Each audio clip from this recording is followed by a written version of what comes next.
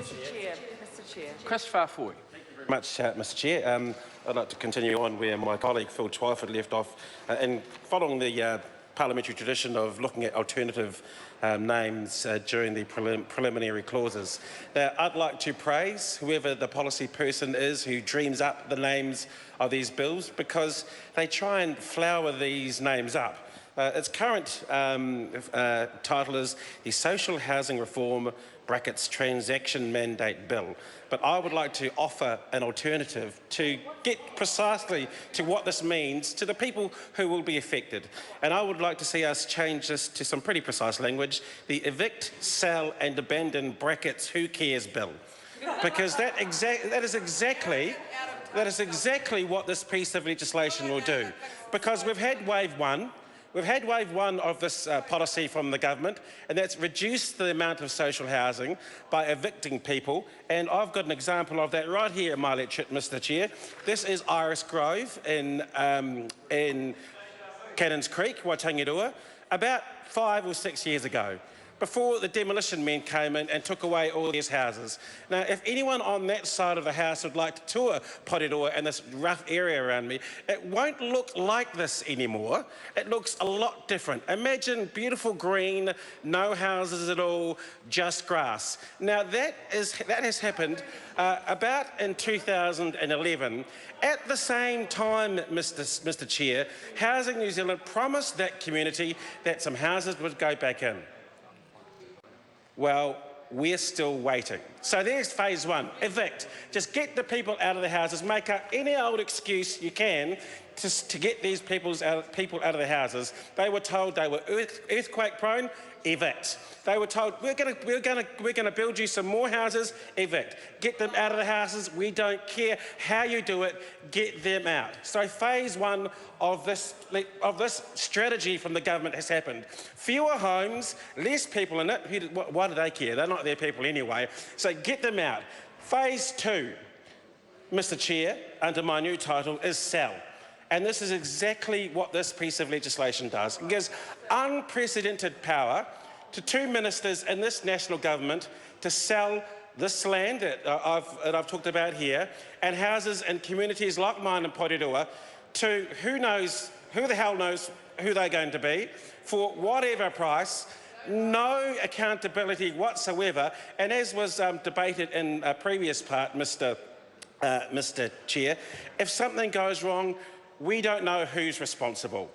Because apparently the ministers have avoided any trouble, and then later on, well, then the officials won't be responsible either. So whatever dodgy deal that these guys cook up, no one is going to be accountable.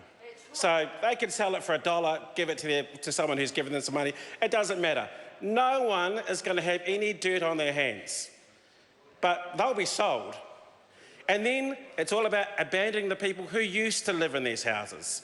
And apparently, Mr Chair, there isn't any demand for social housing, so much so that in January this year, the social housing minister said, well, we're going to move people out of Auckland because there's such a problem there, and we're going to send them to places like Wanganui, New Plymouth, Porirua. Well, as I was finishing up my summer holiday, I nearly fell off my chair because, holy moly, Mr Chair, there's a lot of empty houses, state houses in Porirua that the minister wants to send Aucklanders to.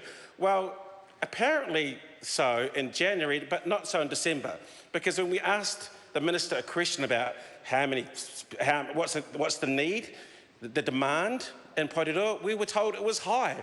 So somewhere over Christmas, apparently the government found a whole lot of empty homes in Porirua that it can send people from Auckland to live in.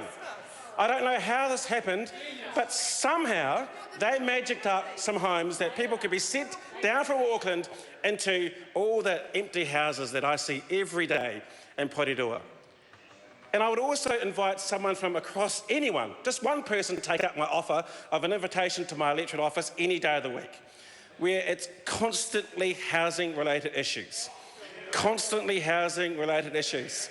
Order, order. David Bennett, you crack me up. Here I am talking about people who contact us via Facebook because they're living in their cars, MPs live in their nice houses, and Mr Bennett thinks it's funny. But he's selling them off. What does he care about, Mr Chair? Chris, far forward. What does he care about? Because he's part of a government that doesn't care about people who live in their cars. I'm not sure if he'd get people contacting him and saying, excuse me, my local MP, but I'm living in my car with my kids and I need somewhere to stay. Can you do something about that? Well, I'd like to do something about that, but I'm sorry, but the current government wants to sell all those houses that would be really good for you and your kids to live in. And I know there are some decent people on that side of the house. Not a lot, just some. And not a lot, just some. I won't name names. I won't name and shame them. I won't name and shame them. I won't name and shame them. But I think some of them are aghast at what could happen here. I'd like to tell you a little story about a man who grew up in Christchurch, who lived in a state house, did all right for himself, came to Parliament. It's actually a story about two people. Me, who's standing on this side, who wants to defend and protect social housing and state houses, and someone on that side of the house who had pretty much the same upbringing as me, but he made $50 million and then wants to sell state houses. Sell them. So the very privilege that he and I have had to live in a state house, I'm on the side saying, don't sell them, because actually, Mr Prime Minister, people like you and me that are out there who are vulnerable, and families who can't afford market rental actually need some of those houses to live in. But no, he wants to sell the very privilege that he had, a lot like the free education he got at the university, a lot like the free university education he had. Oh, it's good enough for me, but let's not have it for anyone else. Let's not have it for anyone else. Well, there's a double standard right there. So I think that government should have a look at itself and think about what it's doing, because it is evicting the most vulnerable people in our country, those people who can't go to the market and say, I can afford that rent. The market doesn't work for them. But on that side of the house, the market is perfect. It'll sort everyone's problems out. Everyone's problems, the market will sort that out. But we know the reality is that there are people who can't afford market rent, who are struggling every day to do the basics, and the help that they need is a state house. And instead of building more houses for these people, this government wants to sell them off for God knows what reason, for God knows what price, and they think that is going to help people. They think that's going to help people who are the most vulnerable out there. And I think that is completely and utterly crazy. It's pretty basic. If people are out there and they need help with their accommodation and they can't afford market rent, when the market fails, the state has to come in. That's why state houses are there. That's the way my family got its start in life, and that's the way the Prime Minister's family got its start in life. But there's a difference between this side of the house and that side of the house. They would like to evict, sell, and abandon the people who live in state houses. And on this side, we actually care about the most vulnerable people in our community. We want to make sure they have got somewhere that they can afford to live in that is safe and warm. And that's why this piece of legislation is a complete and utter shame for that side of the house. Jacinda Ardern.